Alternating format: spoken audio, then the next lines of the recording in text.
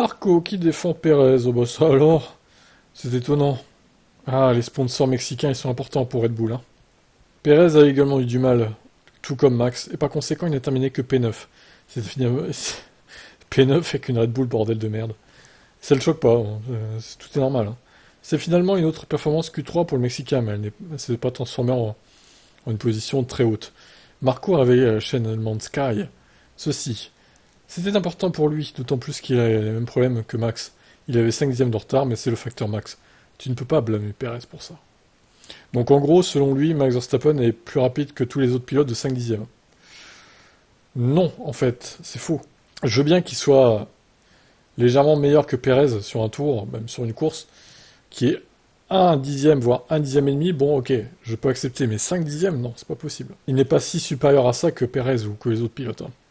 Il n'y a pas que Mercedes, Lando Norris nous a aussi surpris sur ce circuit. La plus grande surprise, c'est qu'il y a eu soudain 2 Alfa Romeo dans les premières places. On ne peut donc plus parler de course ennuyeuse. Bah, tant que vous gagnerez toujours, désolé, hein, ça sera ennuyeux, hein. Un petit mot pour Daniel Ricciardo, quand même. Il a été étonnamment fort. Il est arrivé P13. Ça donne un coup de fou à l'équipe.